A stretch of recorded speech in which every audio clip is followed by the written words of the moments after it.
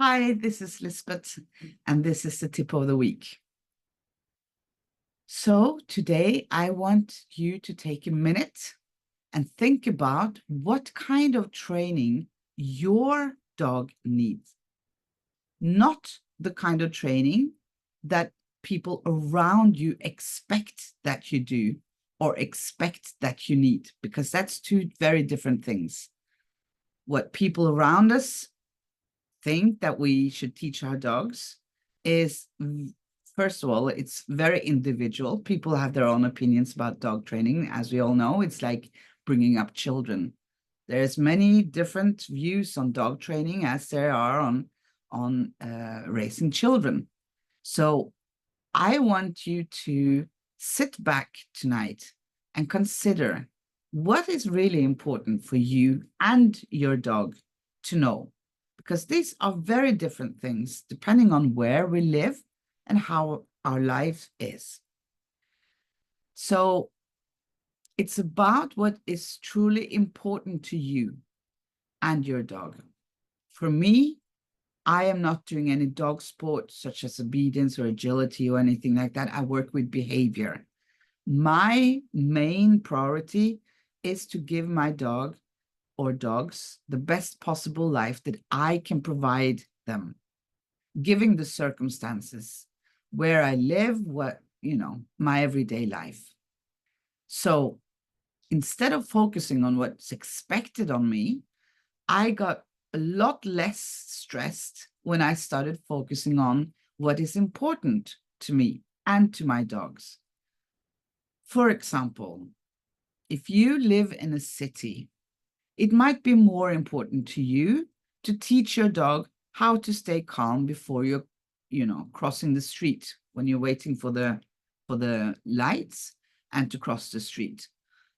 To me, I rarely go in a city big enough to have street lights to have this cross street lights, to be honest. So I walk in the woods. I live in the woods, and I'm lucky that I can have Wilma, my dog, off leash a lot of the time. So to me, a good recall is important to train. So you need to think about what behaviors is important to you. And I also want to remind you and myself that a big part of being a dog owner is also we have the responsibility of our surroundings feeling safe around us and our dogs. So if you have a dog that is reactive on leash, think about how that feels to the people and the other dogs that you meet on your walk.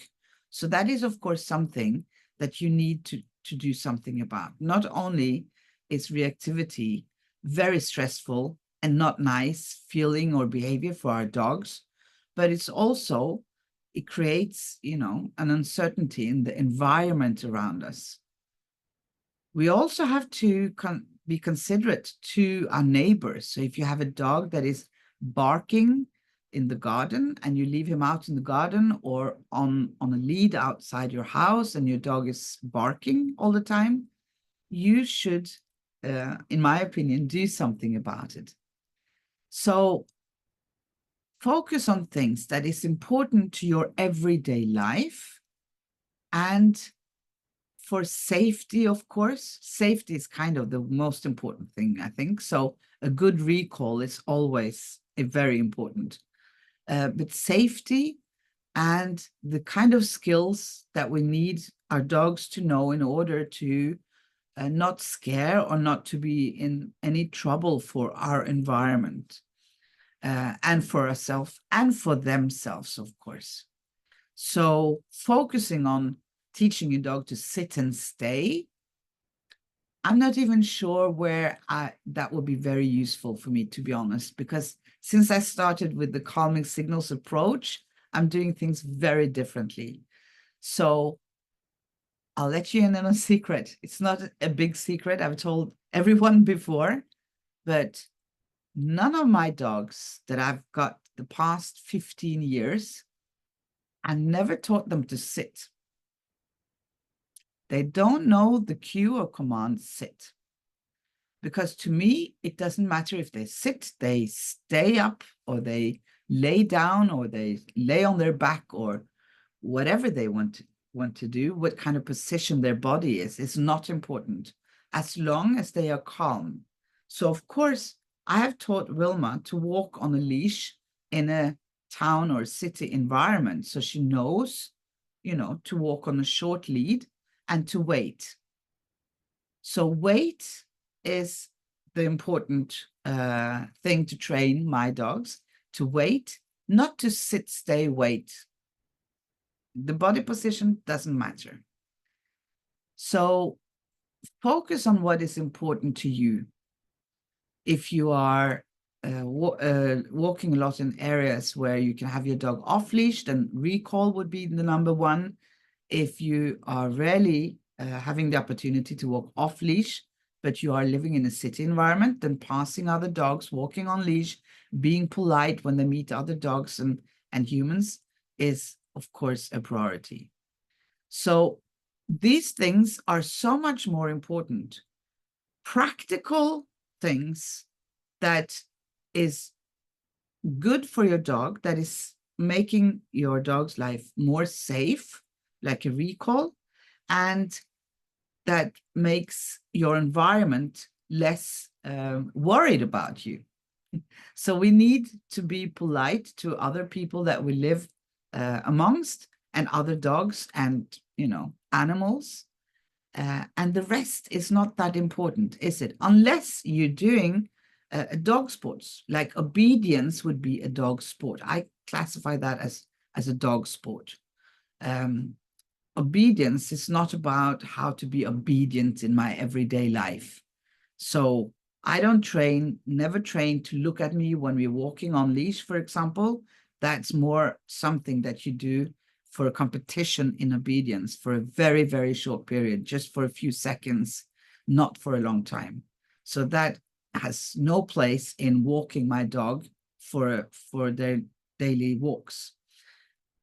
So my point today was that I want to help you to gain the confidence, because I think that's the most important thing, that you get the confidence of knowing what is good for you and your dog. And then what other people tell you, it's not that important, to be honest. It isn't.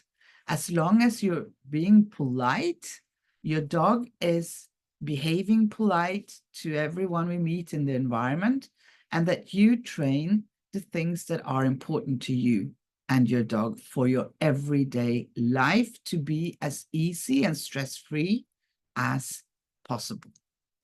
So I hope that this little pep talk helped you today to maybe relax a little bit, be less stressed about what people expect you to do, and pay more attention and focus on what you need and should do with your dog.